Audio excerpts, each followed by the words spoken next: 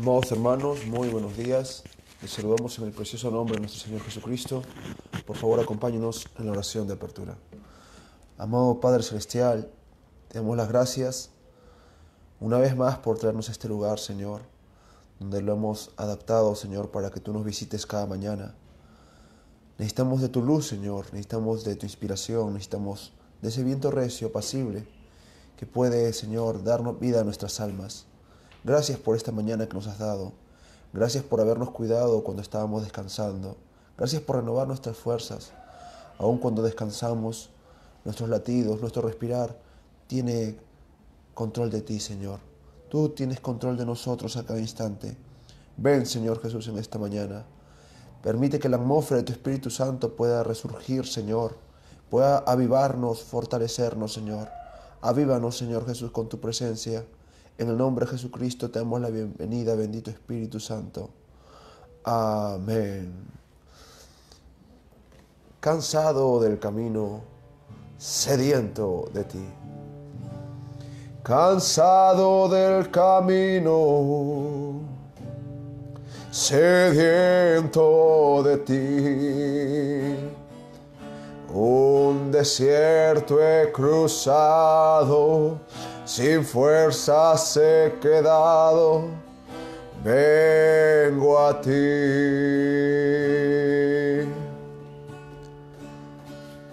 Luché como soldado y a veces sufrí.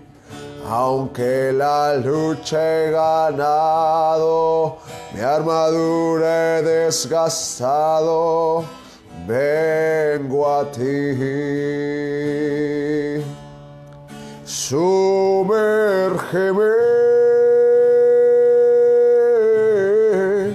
en el río de tu espíritu. Necesito refrescar este seco corazón, sediento de ti. Sumérgeme en el río de tu espíritu. Necesito refrescar este seco corazón, sediento de ti. Sumérgeme.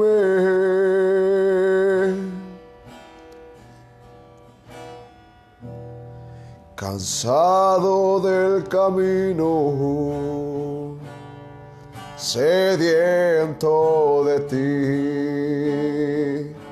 Un desierto he cruzado, sin fuerzas he quedado, vengo a ti.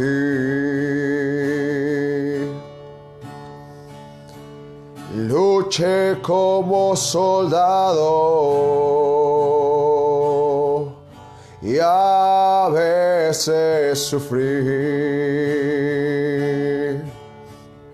Aunque la lucha he ganado, mi armadura he desgastado, vengo a ti. Aleluya. Sumérgeme en el río de tu espíritu. Necesito refrescar este seco corazón, sediento de ti. Sumérgeme en el río de tu espíritu. Necesito refrescar este seco corazón, sediento de ti. Sumérgeme.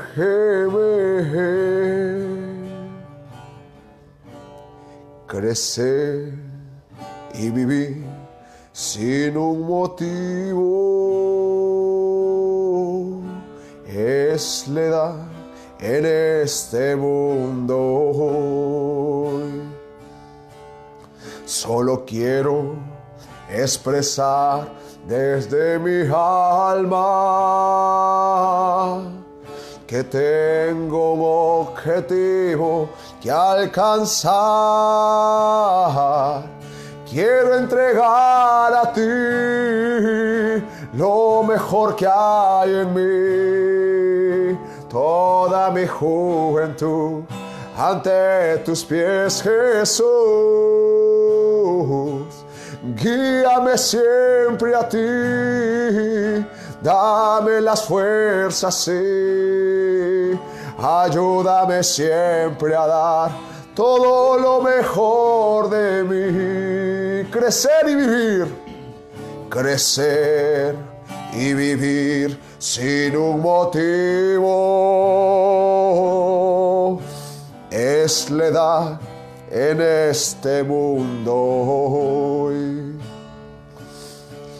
Solo quiero expresar desde mi alma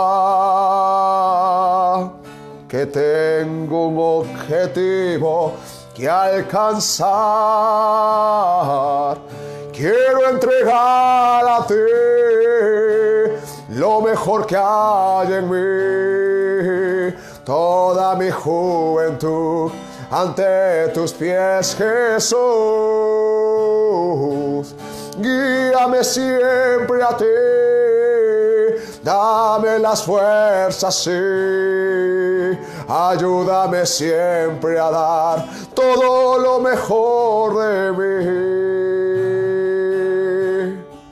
Mi vida quiero dar a tu servicio,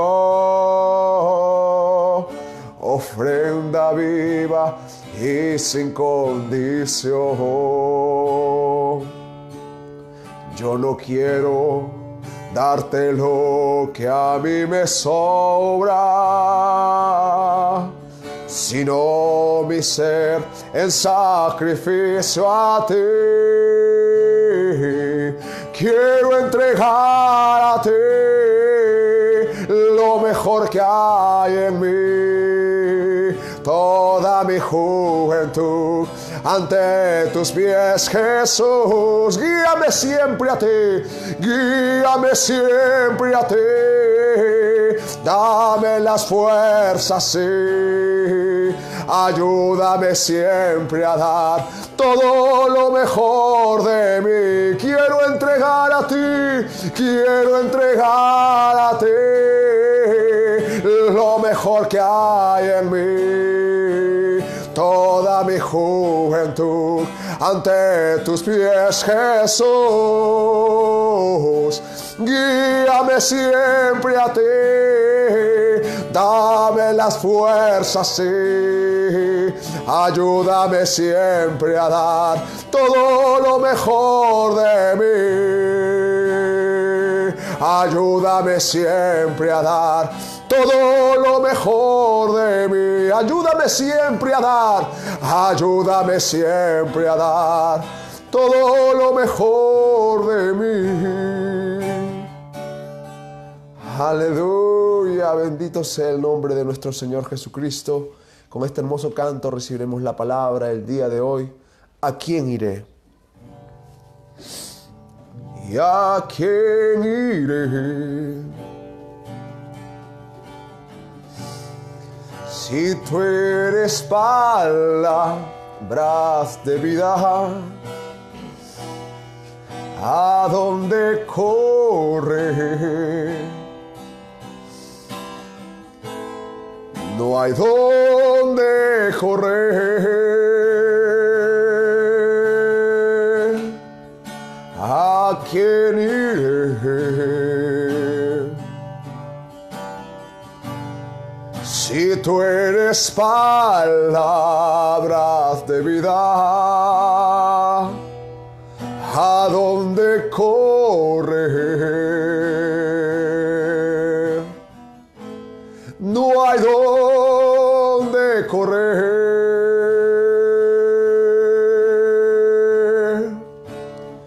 He corrido a mi entendimiento, he confiado en la voz de mi corazón, pero me ha fallado.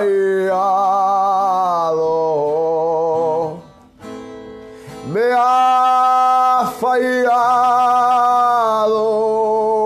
Oh, entonces entonces corro a la roca eterna. Me paro firme en la pura palabra de Dios, que no ha fallado, no ha fallado. Palabras para restaurar, luz en la oscuridad, luz en la oscuridad. No hay otra ciudad de refugio para mí. Palabras para restaurar, luz en la oscuridad. No hay otra ciudad de refugio para mí. ¿A quién iré?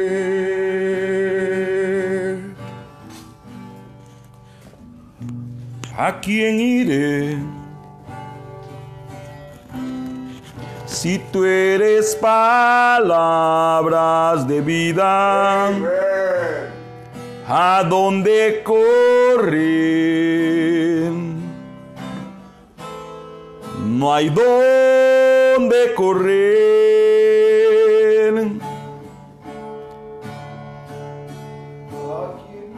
¿A quién iré? Si tú eres palabras de vida, ¿a dónde correr? No hay dónde correr. He corrido a mi entendimiento.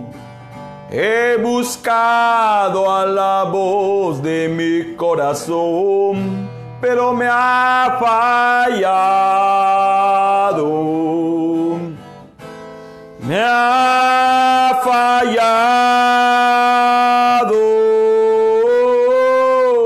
Entonces corro a la roca eterna. Me paro firme en la pura palabra de Dios, que no ha fallado, no ha fallado. Palabras para restaurar, luz en la oscuridad. No hay otra ciudad de refugio para mí. Palabras para restaurar, luz en la oscuridad. No hay otra ciudad de refugio para mí. ¿A quién iré?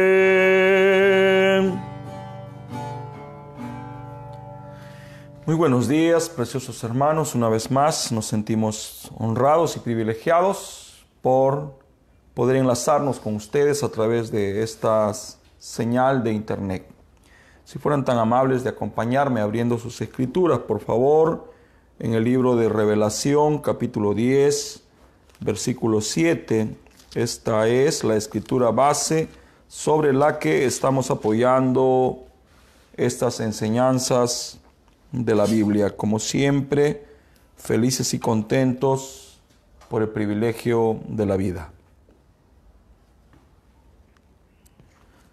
Si ya lo tienen, podemos leer. Sino que en los días de la voz del séptimo ángel, cuando él comience a tocar la trompeta, el misterio de Dios se consumará, como él lo anunció a sus siervos los profetas. Si fueran tan amables una vez más de acompañarme abriendo sus escrituras en el libro de Éxodo, capítulo 25, versículo 8.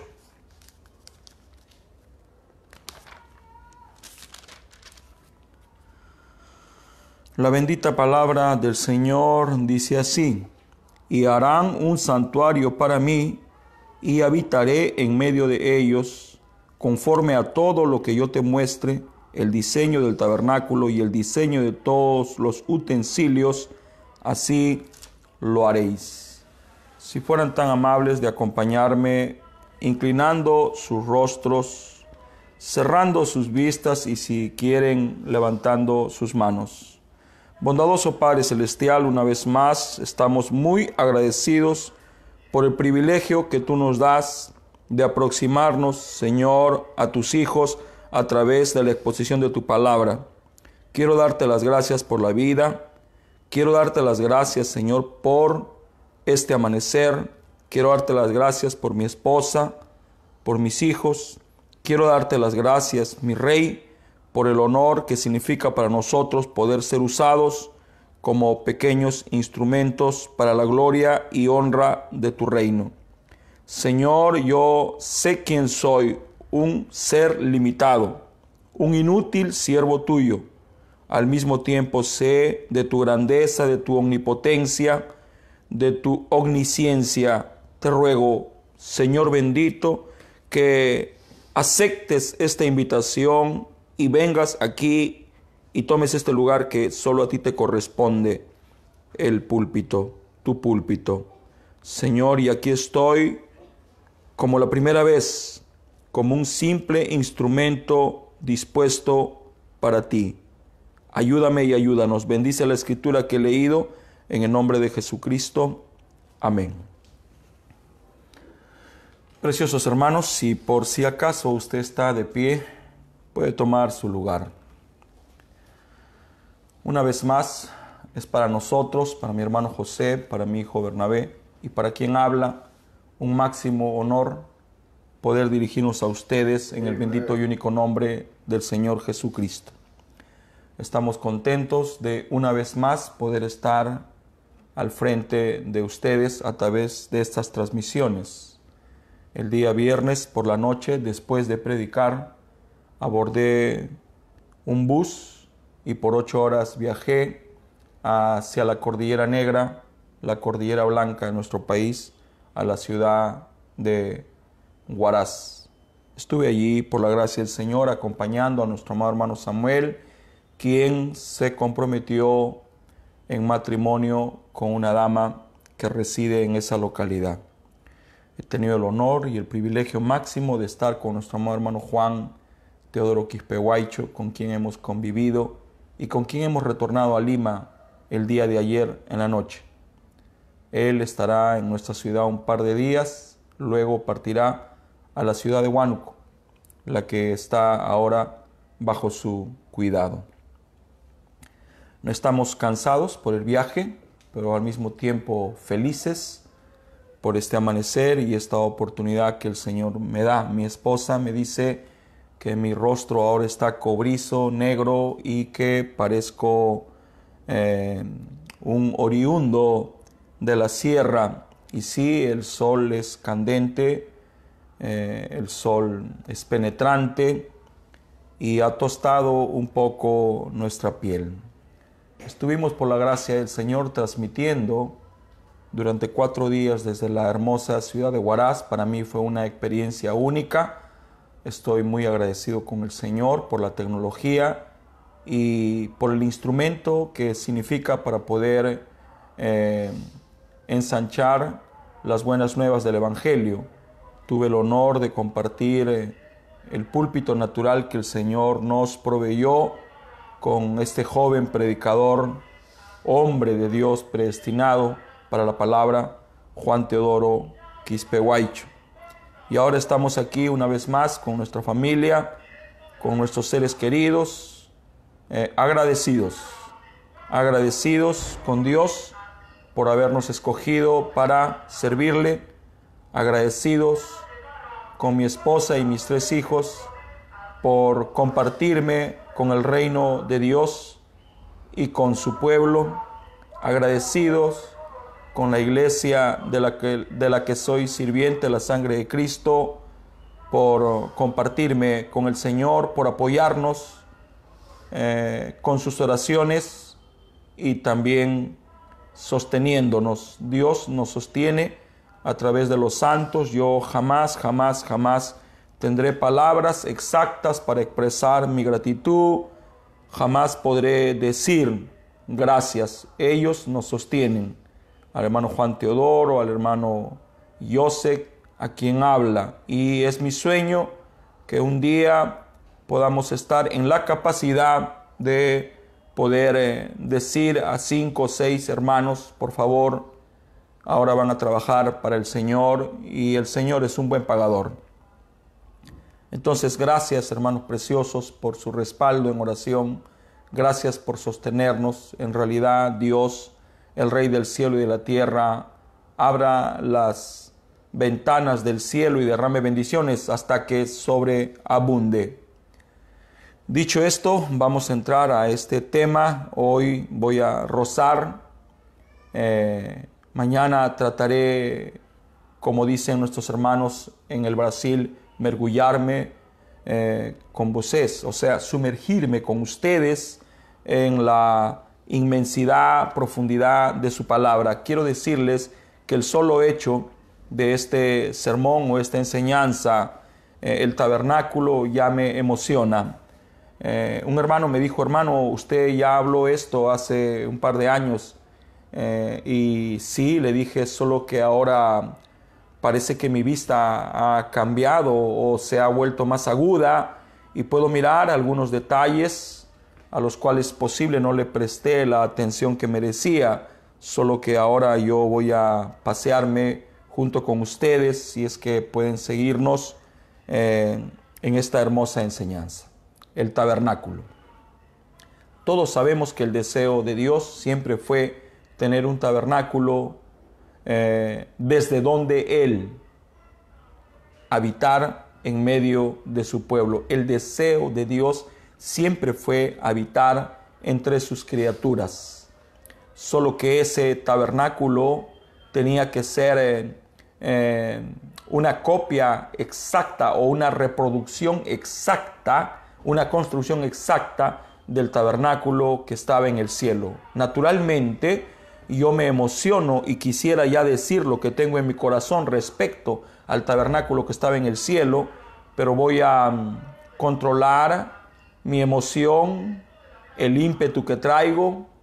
Voy a tratar de estar sobrio y no marearme por el estímulo de la revelación que ahora me posee. Creo que cada uno de nosotros tenemos una virtud del Espíritu Santo llamada la templanza o el dominio propio. Si Dios nos ayuda, ya faltan pocos días para poder aislarnos de estos sonidos externos que perturban y ocasionan distracción cuando estamos hablando. Mas entendemos que la gente tiene que trabajar y oramos para que Dios los bendiga, para que Dios los sostenga. Entonces en el cielo había un tabernáculo y Dios le permitió a Moisés mirar ese tabernáculo y le dijo: el tabernáculo que has de levantar tiene que ser una copia exacta del tabernáculo que has visto en el cielo. Como todos sabemos, Moisés era un profeta. No era cualquier profeta. Todos sabemos que la Biblia clasifica a profetas mayores y profetas menores. Moisés era un profeta mayor, era un profeta dispensacional. Moisés era un vidente y él tenía la capacidad de vivir en su conciencia y su subconsciencia al mismo tiempo. Amen. O sea, él podía estar dormido y al mismo tiempo podía estar despierto. Él podía ver lo que un hombre común, como yo, por ejemplo, no puede ver. Y él pudo mirar hacia atrás. Y cuando miró atrás, él lo vio todo. Él vio el principio de todas las cosas. Él vio la creación del cielo, la creación de la tierra. Él vio a Adán, el Señor de la tierra. Él vio a Jesús paseándose en medio de los árboles del huerto. Y por supuesto, Él vio el tabernáculo que ahora Él tenía que levantar en el desierto. Hemos mirado, por la gracia del Señor, un poquito acerca del tabernáculo y de lo que significa. Quisiera soltar una palabra al aire y decir que Dios no habita en tabernáculos hechos por manos de hombre, sino que el tabernáculo en el cual Dios quiere habitar es usted y soy yo. Si yo pudiera recitar la escritura para ustedes con la revelación que hemos recibido a través del mensajero, yo podría decir: en el principio era el verbo era con Dios y el verbo era Dios. Y aquel verbo hizo un tabernáculo, habitó en el tabernáculo y habitó en medio de nosotros. Amen. Siempre Dios tuvo el deseo y la intención de habitar en medio de sus criaturas. Esto es lo que el diablo sabía, por eso es que él se interpuso y ocasionó que el hombre se desentienda del plan de Dios y se apresure para traer hijos. Él no sabía que el primer tabernáculo que tenía que venir a través de la palabra hablada era el cuerpo de Jesús. Amen. Porque ya Jesús, el árbol de la vida, era un árbol espíritu, pero necesitaba un cuerpo donde meterse para habitar con sus criaturas. Naturalmente, pareciera que estoy hablándoles acerca de la deidad de Jesucristo. La deidad de Jesucristo está dispersa en toda la palabra del Señor. Amen. Ya sabemos que el tabernáculo era una tienda móvil, una tienda transportable que se escribió durante el vagar del pueblo de Dios por el desierto. Bueno, hay una serie de mensajes predicadas por nuestro amado hermano Branham: Israel en Egipto, Israel en el Mar Rojo, Israel en el desierto, en Cades Barnea, en la tierra prometida. ¿Qué es lo que nosotros miramos allí? Miramos el peregrinar del pueblo del Señor. Quiero decirles, antes de rozar un poco lo que en esta mañana traemos, quiero decirles que llegar a la tierra prometida no era algo difícil de alcanzar.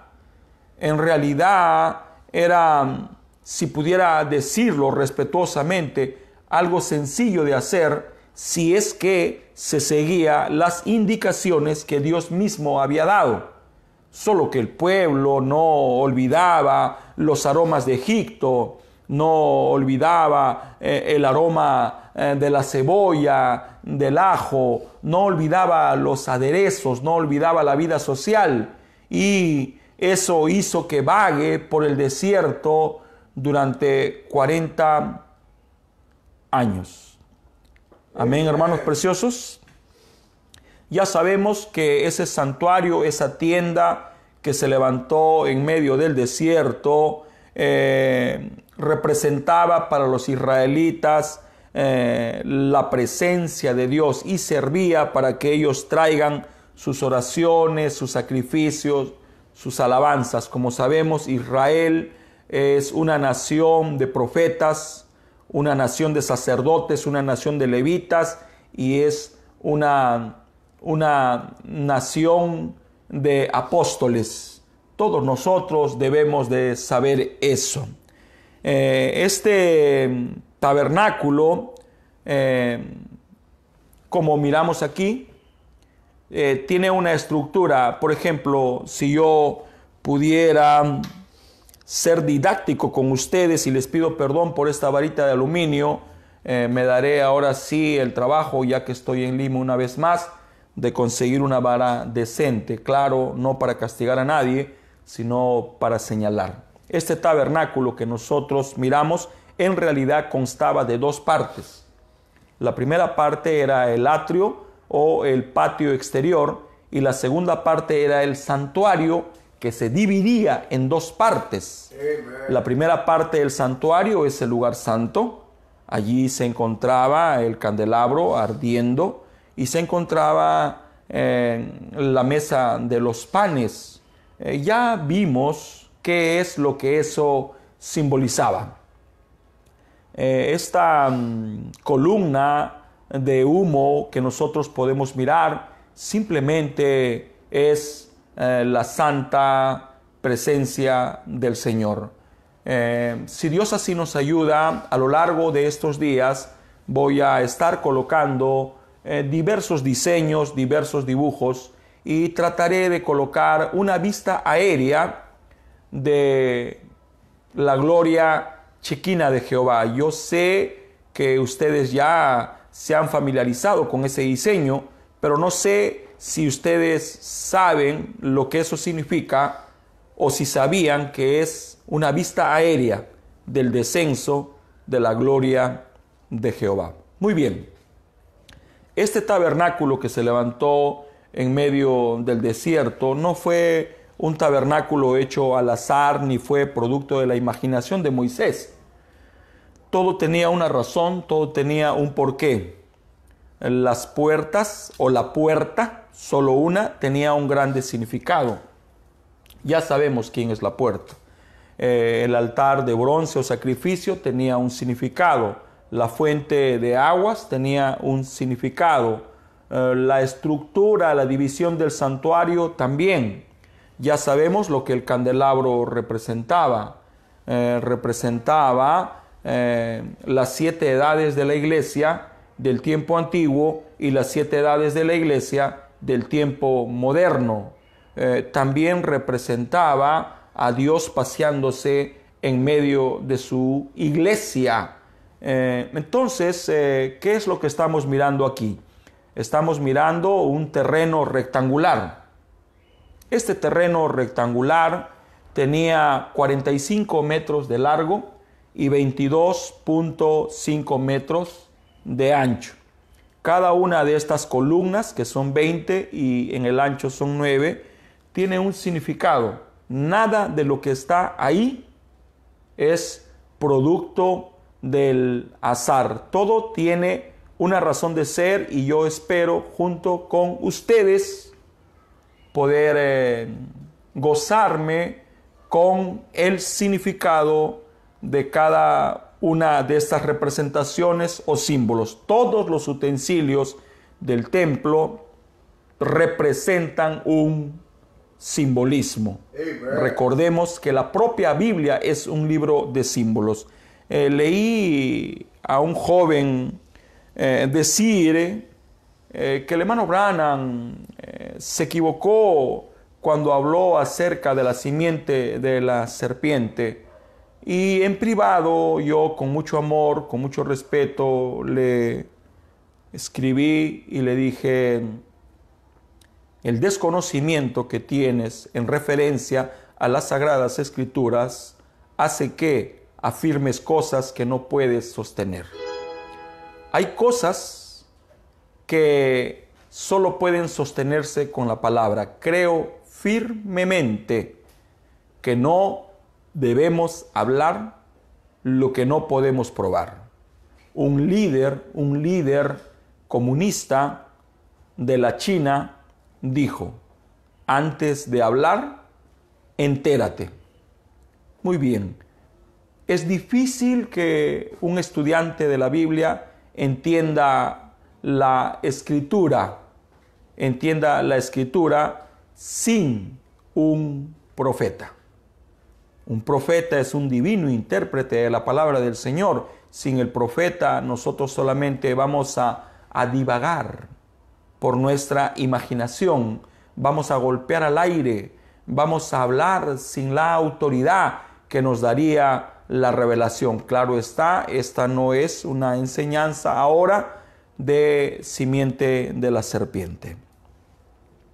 Entonces hemos aprendido que todo en la Biblia son solo símbolos. Ya hemos hablado de la puerta, hemos hablado del altar de bronce, hemos hablado un poco acerca de la fuente o el lavacro, hemos hablado de la mesa de los panes, lo que ella simbolizaba o representaba, cómo es que esto significaba para el judío un recordatorio de la provisión de Dios en medio del desierto, la provisión de su presencia. Dios nunca los abandonó, su sombra protectora, y este pan de esta mesa de los panes también hablaba de Jesús, ya que en San Juan capítulo 6 Él nos dijo: yo soy el pan, el que viene a mí nunca tendrá hambre, y el que en mí cree nunca tendrá sed jamás. El candelabro simbolizaba a Jesús caminando por las 7 edades de la iglesia. Y esto significa Hebreos 13:8, Él es el mismo ayer, hoy y por siempre. Para hablar de Jesús, no solo debemos hablar del presente, ni mucho menos solo del mañana, sino también ir hacia atrás, porque Él es el mismo, Él ha sido el mismo siempre, solo que Él se ha manifestado como una deidad. Por eso es que Él vino a la tierra en la forma de un hombre. ¿Y qué era? Deidad. Amén, preciosos hermanos. En esta mañana, naturalmente estoy haciendo un repaso por las cosas que hemos tocado. Necesito enfocarme nuevamente en este tema. Al estar en el campo he tenido que hablar algunas cosas diversas de la palabra del Señor, como produzca la tierra, cómo hallará fe el Hijo del Hombre cuando regrese, y ahora tengo que reenfocarme. El altar de incienso. Este altar de incienso era el lugar donde los sacerdotes presentaban las oraciones del pueblo. Allí ellos intercedían por los pecados de la gente o por el propio pueblo. Esto era también un símbolo, porque esto nos hablaba de un sumo sacerdote que un día vendría a la tierra. Todos sabemos que mientras Jesús estaba en la tierra había un sumo sacerdote. ¿Sabes el nombre, hermano José? Caifás. Este era el sumo sacerdote. Y todos sabemos que mientras un sumo sacerdote desarrollaba su ministerio o el tiempo que él tenía que desarrollarse, no podía haber un cambio de sacerdocio. Recuerdo a través de las Escrituras cómo Jesús dijo algo que conmovió a Caifás, y Caifás agarró y rasgó sus vestiduras. Todos nosotros sabemos que la ley decía que cuando un sacerdote sumo rasgaba sus vestiduras, terminaba su sacerdocio y empezaba otro sacerdocio. Entonces, cuando Jesús le dijo lo que le dijo a Caifás y a sus colegas, en realidad Jesús estaba provocando el cambio de sacerdocio. Porque Caifás rasgó sus vestiduras y no se dio cuenta que con esto él ponía fin a su sacerdocio y al mismo tiempo daba comienzo a un nuevo sacerdocio. ¿Y qué era un sacerdote? Un intercesor por su pueblo. ¡Aleluya! ¿Y quién es Jesús? Es el sumo sacerdote de nuestras confesiones. Todo lo que usted pida con sus labios, eso no va vagando en el aire, eso va directamente a la presencia de Jesús. ¿Dónde está Jesús? Hoy está en el trono de intercesión. Hay una corriente que nació en el mensaje que decía que Jesús ya no estaba en el trono de intercesión. Al no estar Jesús en el trono de intercesión, lo que se está diciendo es que la gracia se acabó y nada más alejado de la verdad. Esta misma corriente decía que hasta el año 63 Jesús estaba en el trono de intercesión, pero del 63 en adelante no. Bueno, nada más alejado de la verdad. Jesús todavía está en el trono de intercesión. Amén, hermanos. Entonces, ¿qué es lo que estamos mirando? Un tipo perfecto de Jesús intercediendo por nosotros. ¿Dónde está Él ahora? Si bien es cierto, está con nosotros, pero ¿dónde está su cuerpo? Está como un memorial en el trono de intercesión, y ese cuerpo, ese sacrificio habla. ¿Y qué es lo que habla? Yo he muerto por los pecados del pueblo. Amén, hermanos preciosos. Amén. Cuando nosotros miramos la composición de este santuario, mire, este tabernáculo estaba compuesto estaba dividido en dos partes. La primera es el atrio. Vamos a empezar de repente a partir de mañana ya estudiar como debe de ser este patio exterior que es el atrio, y después entraremos al lugar santo y después nos vamos a adentrar un poco más y llegaremos al lugar santísimo. Ahora estoy haciendo un paseo imaginario junto con ustedes y les agradezco su condescendencia para conmigo. Muy bien.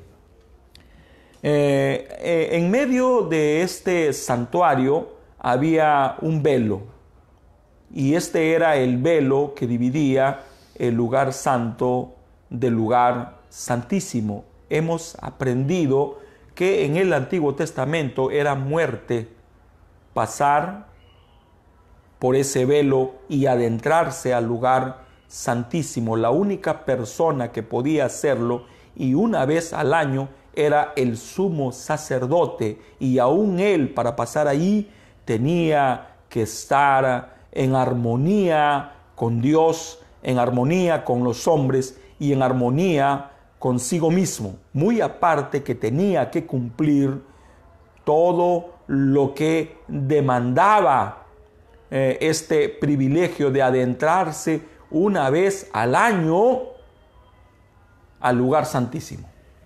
Si este sacerdote tenía algo que lo descalificaba, algo que él no arreglaba, la gloria chequina de Jehová que estaba en ese lugar santísimo lo fulminaba. Esta es la razón por la cual él, cuando se adentraba una vez al año al lugar santísimo, él tenía sujeto a su cintura una grande liana, o como diríamos, una soga, una cuerda. Y si él moría fulminado por la presencia de Dios, los otros sacerdotes auxiliares que estaban en la otra habitación tiraban de la cuerda, y si no encontraban ninguna respuesta significaba que él había muerto, y simplemente lo sacaban porque no podían entrar a ese lugar santísimo. Nosotros hemos leído cómo es que un sumo sacerdote se olvidó una vara seca, y cómo es que cuando regresaron encontraron que esa rama seca muerta había reverdecido, pero no solo había reverdecido, sino que también había dado frutos, y esa rama seca era una rama de almendro. Todo esto tiene un significado, todo tiene una razón, todo tiene un porqué. Este velo que separaba el lugar santo del lugar santísimo es el mismo velo que se rasgó en dos cuando Jesús dijo: consumado es, y cuando la tierra se conmovió ante tal exclamación, tembló el templo el velo del templo se rasgó en dos. Esto también era un simbolismo. Voy a decirlo tenuemente.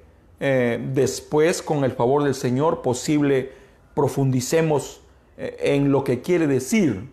En el Antiguo Testamento era muerte entrar o cruzar ese velo, pero desde que Jesús expiró y pagó el precio que el pecado requería, es muerte no entrar. Por eso es que el apóstol Pablo nos dice: teniendo pues libertad para entrar al lugar santísimo. Quiere decir que hay libertad. Cualquiera puede hacerlo. No es difícil llegar a la tierra prometida. Solo tenemos que seguir la sencillez de la obediencia. Entonces, el velo que separaba el lugar santo del lugar santísimo era un velo muy elaborado, muy trabajado, y al mismo tiempo era un velo muy pesado. Este velo en realidad significaba la separación que debe de existir entre la santidad de Dios y el pecado del hombre. Como todos sabemos, Dios no consiente el pecado. Dios ama al pecador, pero Dios no ama el pecado. Nosotros debemos amar al pecador, pero no debemos amar el pecado. Amen. A veces nosotros queremos ser más buenos que Jesús.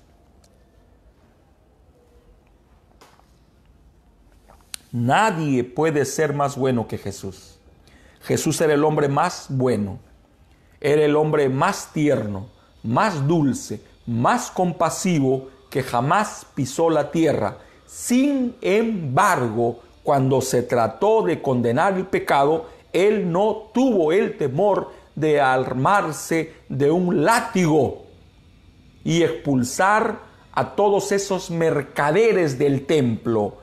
Este acontecimiento del que todos tenemos memoria nos está diciendo que hay mercaderes en el templo, hombres que están detrás del púlpito por una necesidad monetaria, hombres que ven la iglesia como la posibilidad de enriquecerse o como la posibilidad de establecerse, afianzarse financieramente. Digo en el nombre de Jesucristo que si ese es el propósito de alguien, es un propósito errado. No, nadie debe de entrar a las cosas del Señor por un apetito desordenado o una ganancia deshonesta. Amen. ¿Qué es ganancia deshonesta? Cuando escuchamos ganancia deshonesta, naturalmente nuestra mente lo relaciona con una estafa.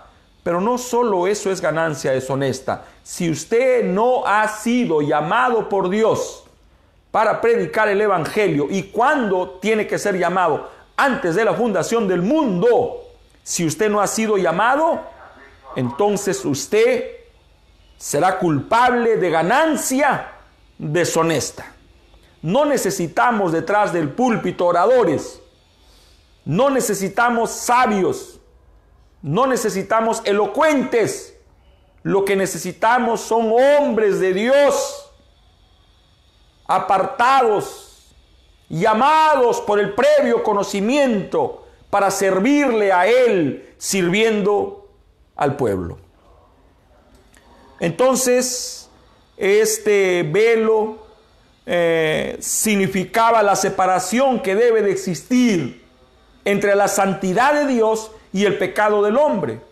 Pero al mismo tiempo ahora significa que Dios invita al hombre a su presencia. ¿Para qué? Para santificarlo, para que se cumpla lo que Jesús dijo: sed santos, como vuestro Padre que está en los cielos es santo. ¿Y cómo podemos ser santos si no adentrándonos delante de su presencia? Hay libertad para que el creyente entre a la presencia del Señor, solo que nosotros, sin darnos cuenta, hemos hecho este trayecto difícil para ellos. Cuando no es difícil, solo se trata de simple obediencia. El único que tenía el derecho de adentrarse, lo dijimos, era el sumo sacerdote, y esto era una vez al año. Pero este velo se rasgó cuando Jesús fue crucificado.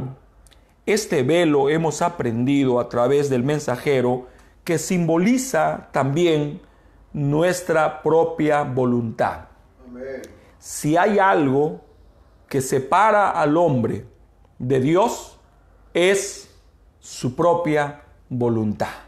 Usted tiene que quererlo, usted tiene que anhelarlo, usted tiene que desearlo. Por eso este velo simboliza, significa su propia voluntad.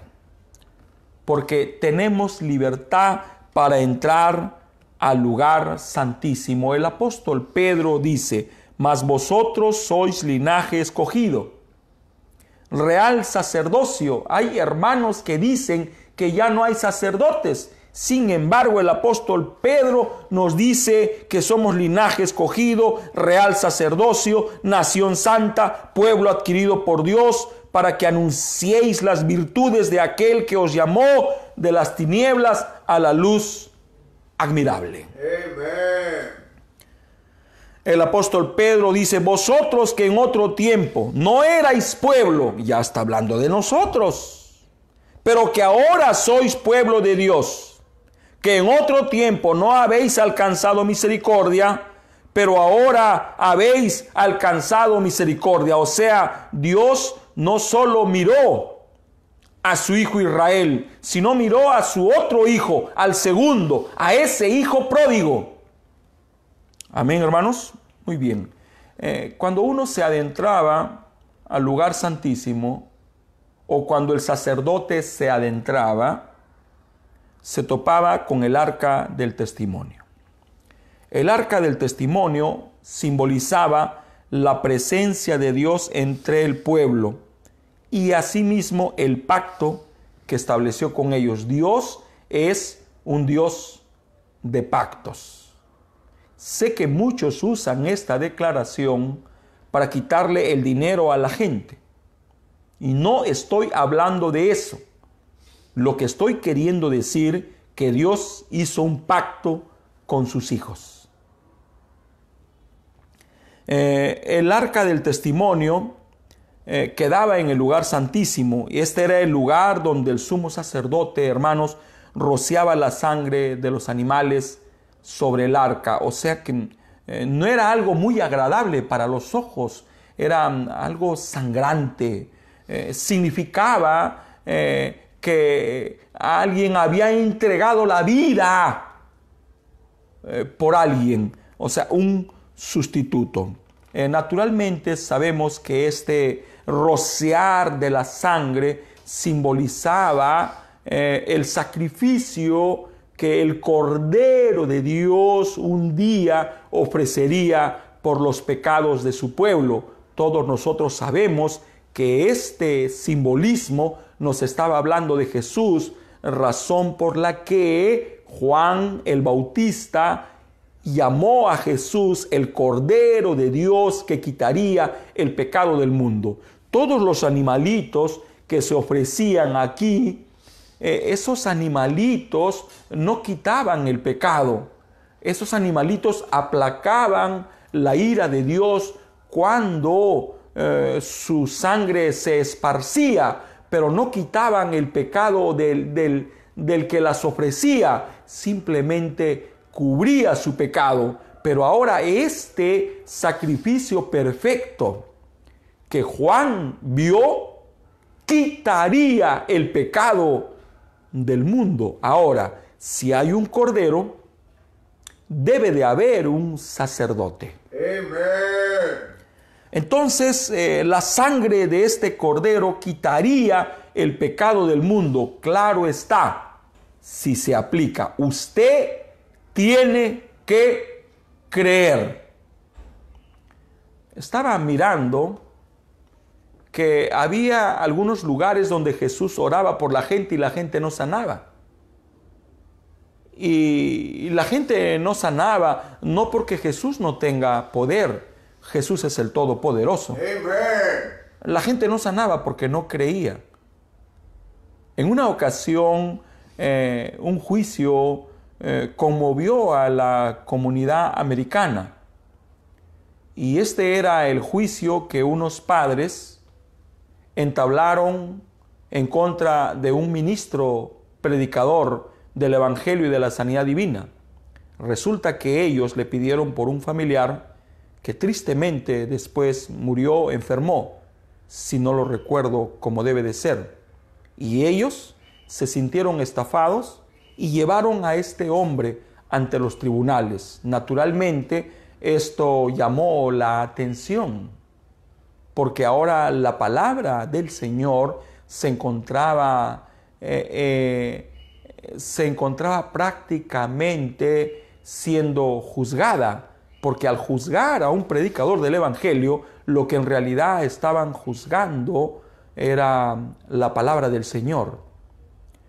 Cuenta el hermano Branham que parecía que este hombre estaba perdiendo la batalla legal, porque esta gente se acercó a este predicador con fe y creyeron, según ellos, que su hijo iba a sanar, pero no fue así, sino que perdió la vida. Cuando parecía que se iba a dictar sentencia en contra de este predicador posible, por engañar, por ilusionar, por embaucar, por estafar a la gente, un hombre se paró en medio de la audiencia y relató en pocas palabras la experiencia que sufrió Pedro cuando empezó a caminar sobre las aguas. ¿Recuerdan ustedes?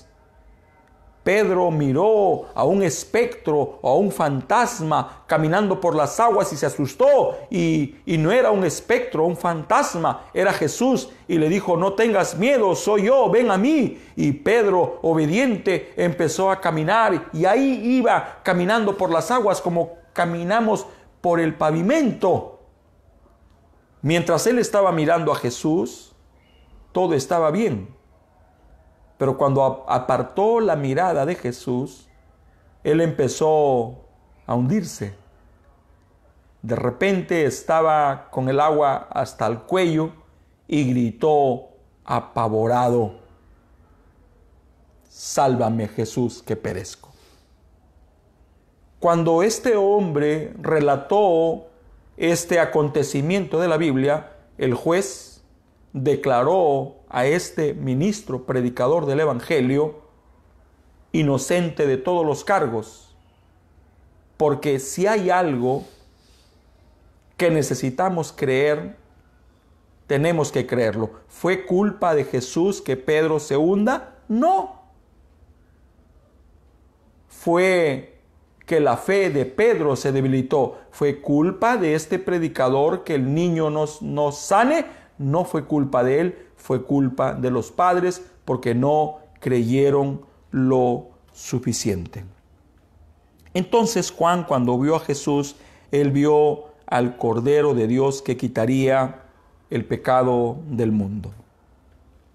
Cuando Moisés vio el tabernáculo en el cielo, él no solamente vio la estructura externa, él vio lo interno, él vio las medidas, él recibió un plano en su mente y él vio los componentes del tabernáculo.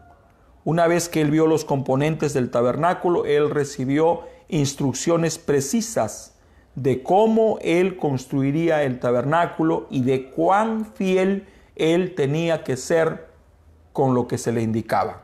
Naturalmente, mi deseo es que no pensemos en Moisés, sino que pensemos en nosotros mismos, porque así como Moisés recibió una visión del tabernáculo que tenía que levantar, ahora usted y yo estamos recibiendo instrucciones precisas del tabernáculo que tenemos nosotros edificadores que levantar. Amén. Entonces Dios en estas instrucciones precisas le dijo que el tabernáculo en realidad constaría de dos partes principales.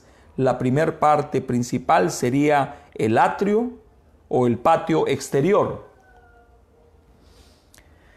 La segunda parte importante sería la tienda o el santuario. Ahí está. Esta es la tienda y es el santuario. Pero esta tienda, este santuario estaría dividida en dos partes, entonces ya tenemos tres.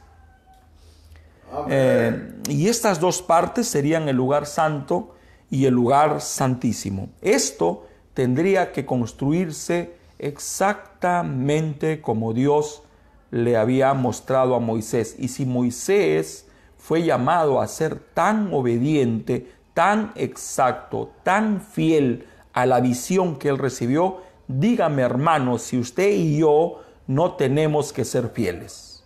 Hoy estoy hablándoles de historia y estoy hablándoles de este tabernáculo que era simplemente un símbolo de otro tabernáculo.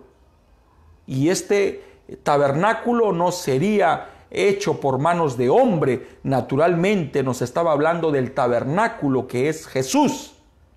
Amen. Pero no solo hablaba de Jesús, sino hablaba de usted y hablaba de mí. Entonces el tabernáculo que nosotros estamos levantando tiene una razón de ser.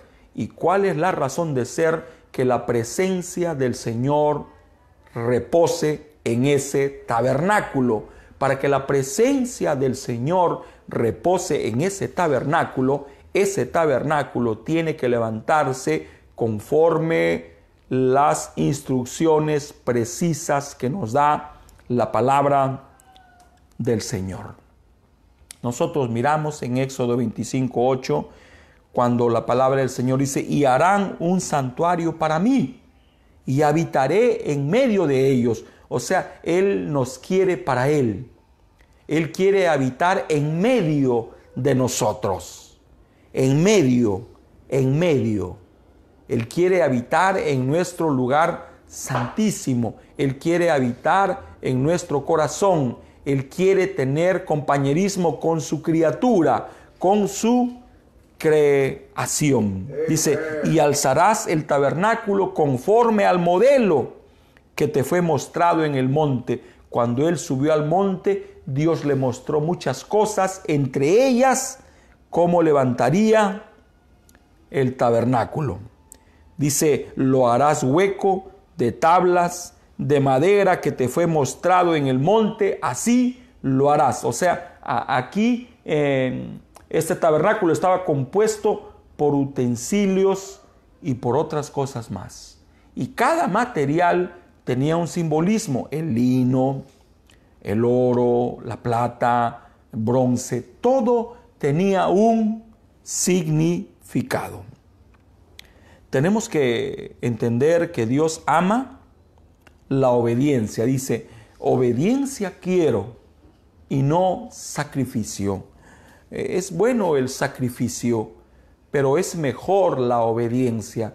Si Dios tiene que escoger entre la obediencia y el sacrificio, su palabra nos dice que Él se quedará con la obediencia. Por eso es que Moisés tuvo que ser muy obediente cuando levantó esta tienda, este tabernáculo en medio del desierto, pero también tuvo que ser obediente con los componentes de este tabernáculo, o sea, con el material, con las medidas, las dimensiones, la ubicación. O sea, ahí tenía que entrar ingeniería, arquitectura, tenía que entrar hasta decoración.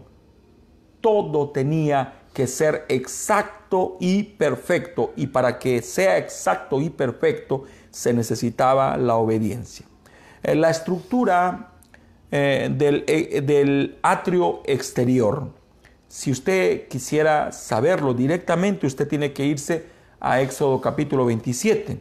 Ahí se va a dar cuenta que el área del tabernáculo estaba rodeado por una grande estructura rectangular, y esta estructura rectangular estaba demarcada por grandes cortinas, y estas cortinas eran de lino fino. Ahora, estas cortinas eran pesadas naturalmente, porque en medio del desierto sopla mucho el viento. Entonces estos eran cortinas muy elaboradas, eran cortinas pesadas y eran cortinas de lino. Aún el lino tiene un gran significado. Habían 20 postes a cada extremo. Ya dijimos que tenía 45 metros de largo y 22.5 metros de ancho. Entonces, a lo largo habían 20 postes que descansaban sobre 20 bases de bronce. O sea, todo aquí tiene un significado y esto se puede observar a los dos extremos. Miremos los dos extremos. Si usted cuenta, hay 20 postes. Estos 20 postes descansan sobre una base de bronce. Y dijimos y repetimos, lo que circunda o lo que separa en realidad son las cortinas elaboradas y pesadas de lino. Estos postes debían estar ubicados de la manera correcta. ¿Recuerdan ustedes cuando Jonás sufrió su naufragio? ¿Recuerdan ustedes cuando él fue arrojado por los marineros por pedido de él hacia la gran mar? ¿Recuerdan que cuando él cayó hacia la mar, un pez singular, particular, diferente a los de su especie, abrió su boca y se lo tragó? La Escritura nos dice que él estuvo 3 días y 3 noches en la panza de este grande cetáceo. Estaba con los pies amarrados, con las manos amarradas hacia atrás. Todo lo que le rodeaba en la panza o en el vientre o el intestino de este grande pez eran simplemente algas marinas. Allí él empezó a recordar su vida entera, empezó a hacer un análisis minucioso de todo lo que él había vivido hasta ese momento. Él permitió que la palabra de Dios recorra por su mente. De repente allí en la panza de este grande cetáceo, él oró como jamás había orado en su vida, solo que antes de orar, él recordó las palabras del rey Salomón cuando estaba dedicando el templo al Señor. Y cuando le dijo: Señor, sin importar dónde estén tus hijos, cuando ellos miren hacia este tabernáculo, que tú escuches sus plegarias. Entonces allí estaba Jonás y él no oró por orar. Él se ubicó. Él usó la brújula de sus sentidos y se ubicó y dijo: estoy ahora aquí atrapado en el vientre de este cetáceo y necesito orar, pero necesito ubicarme por dónde estará el templo del Señor. Y cuando él se ubicó de la manera correcta, Dios escuchó su oración y este grande cetáceo lo vomitó a orillas de las playas de Nínive. Hay algunos que dicen que esta historia que narra la Biblia es incorrecta porque estas grandes ballenas, monstruos marinos, solamente se alimentan de animales diminutos o microscópicos que son el plancton. Pero el hermano Branham responde esta pregunta diciendo que Dios había en su previo conocimiento diseñado una ballena única en su especie. O sea, de repente cuando la madre de este cetáceo lo parió, salió fenómeno. Salió diferente a todos los de su especie porque había sido en el previo conocimiento del Señor preparado para esta ocasión. Aleluya. Estábamos predicando por la gracia del Señor el domingo en el campo. Solamente estaba el hermano Juan Teodoro y quien habla. Y de repente el hermano Juan Teodoro observó algunos troncos tirados en el camino. Yo solamente vi troncos que podían usarse como leña, pero el hermano Juan no vio troncos. Él vio los elementos de un púlpito y trajo un tronco y lo asentó y trajo otro y lo cruzó y ya teníamos un púlpito. Entonces yo dije: bendito sea el hombre que taló este árbol y que dejó estos troncos aquí. Él jamás hubiera imaginado que él estaba talando el púlpito que nosotros en esta ocasión usaríamos para predicar la palabra del Señor. Entonces no hay nada que sea casual, todo tiene una razón de ser. Estos postes, estas cortinas de lino, tenían que estar posicionadas hacia el norte y hacia el sur. Quiere decir que no podía colocarse, levantarse este templo al azar. Tenía que haber mucha ubicación, tenía que haber topografía, tenía que haber ingeniería, tenía que haber todo. Amén, hermanos. La cortina de entrada, esta de aquí, la principal, la cortina de entrada debía estar en la dirección del este, exactamente a la salida del sol. Escuché a un hombre de Dios que todo tabernáculo debería construirse con su puerta principal hacia la salida del sol. Qué difícil es hacer eso cuando ya no tenemos lugares donde construir, y qué fácil para los que tienen un terreno grande, porque si algo debe de estar pegando las puertas del templo es, ya salido el sol, el poder vivificador.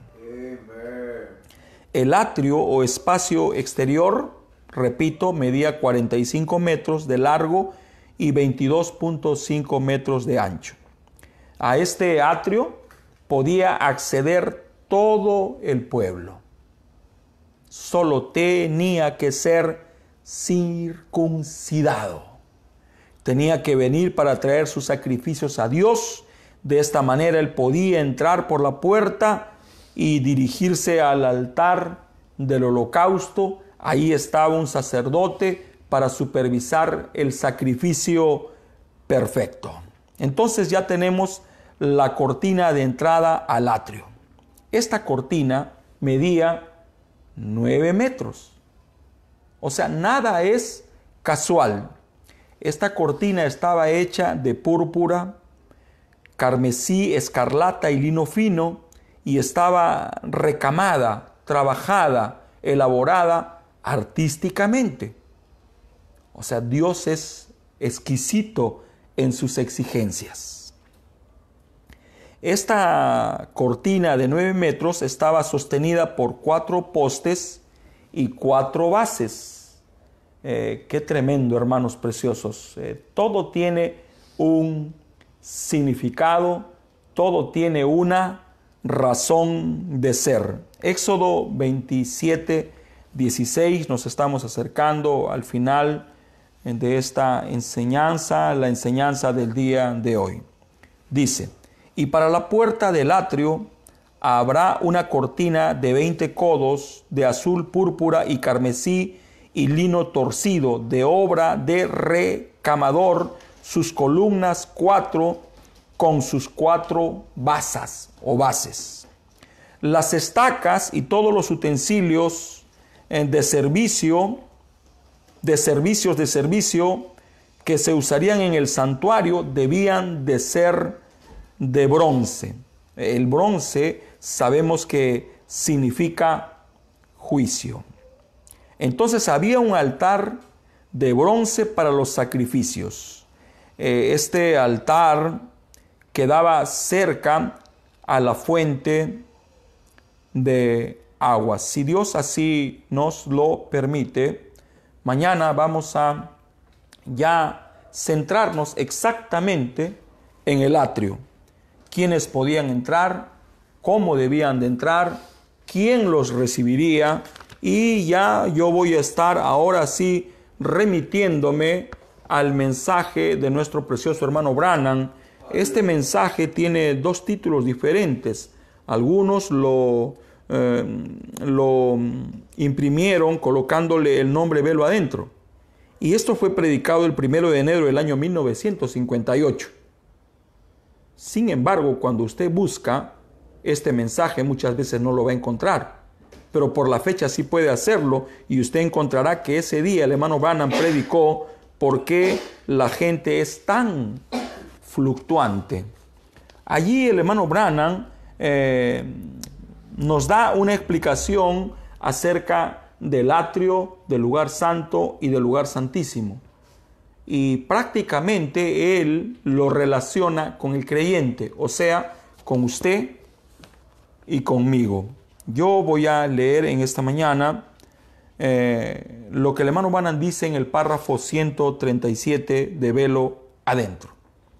Dice así el ángel del Señor. Ahora, ¿qué fue lo primero? O sea, ¿qué fue lo primero? El atrio. Este atrio, todos sabemos que para nosotros tiene un simbolismo. ¿Qué simboliza el atrio, hermano Joseph? Justificación. Justificación.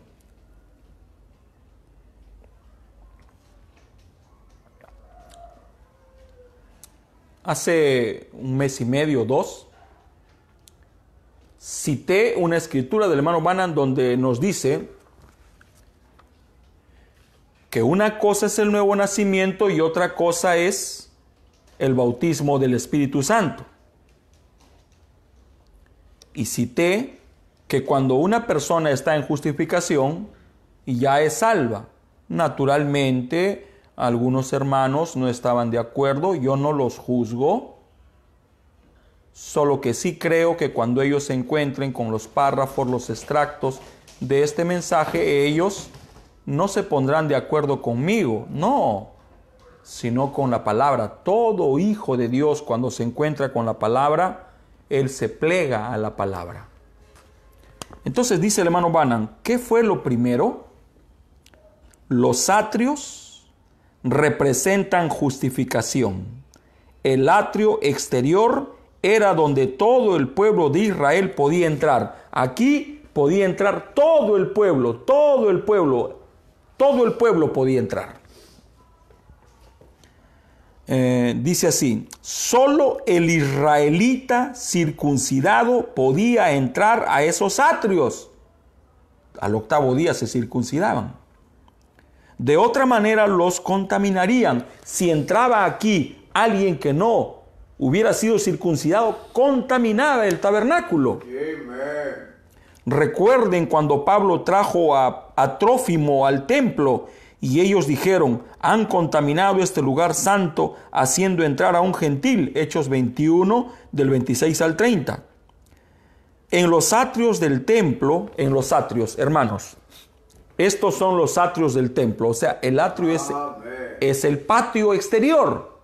Entonces dice el profeta, en los atrios del templo solo podían entrar gentes absolutamente justificadas, hombres y mujeres regenerados, que habían sido aceptados por Dios y tenían vida eterna. Ese era el requisito para entrar a los atrios. Bendito sea el nombre del Señor Jesucristo. El requisito para entrar a justificación es tener vida eterna. Y si usted tiene vida eterna, no se puede perder jamás. Por eso dice, el que oye mis palabras, el que oye mis palabras y las pone por obra, tiene vida eterna y no vendrá a condenación. Está hablando de la justificación. ¿Dónde obtenemos vida eterna? En justificación. Ese era el requisito para entrar a los atrios. Entonces llegamos al primer altar donde se quemaba el sacrificio y el Señor se encontraba con ellos, perdonando sus pecados y limpiándolos de todas sus iniquidades. Y el altar de bronce donde se quemaba el animal y la sangre del animal era el segundo atrio. Muy bien. Vamos a orar. Vamos a darle gracias a nuestro Padre Celestial por este privilegio. Bendito Señor. Te doy las gracias, te damos las gracias por el privilegio una vez más de poder pararnos delante de tu pueblo. Señor, tú lo sabes que este espacio no tiene un fin aparte del de promocionar tu palabra, promocionar el mensaje apuntar la gente a Jesucristo. Tú sabes, Señor, que este espacio no tiene como fin desviar la atención del creyente, de sus líderes, de sus pastores, de sus iglesias, ni nada por el estilo. Muchas veces yo no sabré ni ante quién nos estamos dirigiendo, ni quiénes nos están escuchando. Tú lo sabes, Señor. Y si hay una intención diferente a este propósito, yo te ruego, Señor, que hagas que esto pare y que no continúe. Pero yo no puedo menos, Señor, que hablar. No puedo. Dice la Biblia, tengo que hablar, tengo que gritar. Ay de mí si no lo hago. Y si hay un momento en el cual cada hombre de Dios debería estar predicando todos los días de la semana, creo que es este el día de hoy. En lo que a mí respecta, Señor, aquí estoy, colocando a un lado mi cansancio, colocando a un lado mi agotamiento, renunciando a los pensamientos que me asaltan y que me dicen, ¿por qué haces esto? Bueno, lo hago porque soy prisionero de Jesucristo por causa de mis hermanos preciosos. Ayúdame, ayúdanos, si tú así lo permites. El día de mañana estaremos aquí una vez más, Señor, para darte la honra, para darte la gloria, para alabar tu nombre, para hablar acerca de tu nombre, para provocar a los hijos tuyos, mis hermanos, a que se rindan a ti y para pedirte que los busques. Busca a tus hijos, Señor. Búscalos, Padre. Te ruego en el nombre del Señor Jesucristo que escuches mi petición, mi necesidad. Te pido por mi esposa, por mis hijos, por nuestra gente, por tu gente. Amén. Dios les bendiga, preciosos hermanos. Si así Él lo permite, el día de mañana nos estaremos encontrando.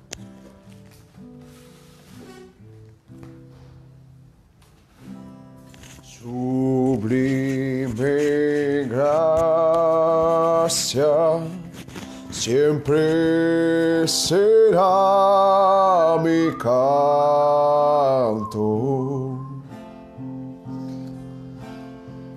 pues fue la gracia que compró mi libertad.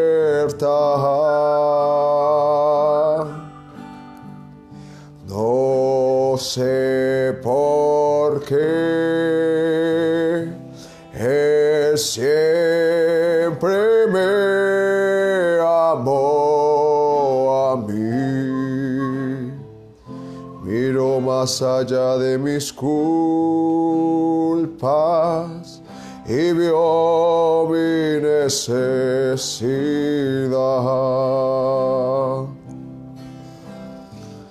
Levantaré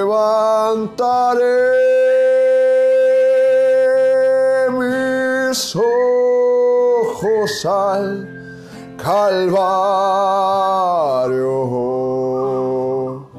para ver la cruz donde murió Jesús. Maravillosa gracia que compró mi alma caída.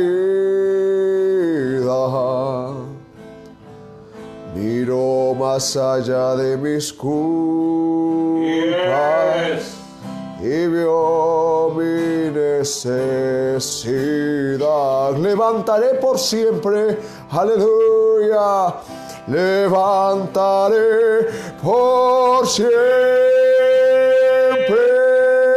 mis ojos al Calvario. Mire al tabernáculo para ver la cruz donde murió Jesús. Maravillosa gracia que compró mi alma caída. más allá de mis culpas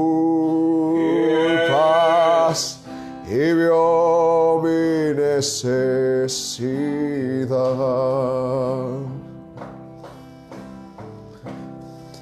¿Quién entrará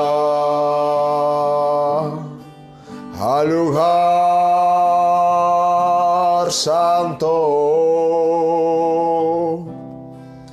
¿Quién entrará al lugar santísimo? El limpio de manos y puro de corazón, Él entrará. El limpio de manos y puro de corazón, Él entrará. Yo quiero entrar. Yo quiero entrar al lugar santo. Yo quiero entrar al lugar santísimo. Limpia mis manos, purifica mi corazón. Yo quiero entrar. Limpia mis manos, limpia mis manos, purifica mi corazón. Yo quiero entrar. Padre amado, gracias por permitir que entremos en tu gloria Shekinah para traerte como pequeños levitas las necesidades de tu pueblo, Señor, para colocarnos como sacerdotes pequeños, para traerte todas las peticiones, tú que eres el sumo sacerdote. Ayuda a tu pueblo en sus necesidades, en sus problemas, en sus dificultades. Si hay algún hermano que está luchando con alguna enfermedad, si hay algún hermano que está luchando con alguna carga emocional o necesita una liberación en su mente, Señor, aún tú sanas. Tú eres Jehová de los ejércitos, tú eres bendito Padre Celestial, que aún sana todas nuestras dolencias y perdonas todas nuestras iniquidades. Creemos tu palabra, te tomamos por tu palabra y creemos que tu palabra no perdió su efecto. Levante esa fe, Señor. Permítenos solo verte, Señor, para mantener nuestra sanidad, para mantener nuestra confesión, que todo ayuda para bien para los que te amamos. Asimismo te agradecemos, oh gran proveedor. Tú eres Jehová Jireh, tú eres nuestro pastor que prometió que nada nos faltará. Gracias por el pan, gracias por la economía, gracias por cada vaso de agua que colocas en nuestra mesa. Muchas gracias. Provee al que no tiene, provéele fuerzas, ánimo, energía, impulso para seguir trabajando y laborando. A mis hermanos que no tienen trabajos, por favor, provéeles, Señor, y asimismo mis hermanos que tienen empresas, tráeles clientes, Señor, y permite que tengan un proyecto fructífero y muy bendecido. En el nombre de Jesucristo te lo pedimos y agradecemos. Amén. Quiero andar, mi Señor, por tu senda de amor. Llena de amor mi camino. Y quiero andar, mi Señor, por tu senda de amor, elevándome más y más, por doquiera impartiendo alegría y solas, pero lleno de tu bondad.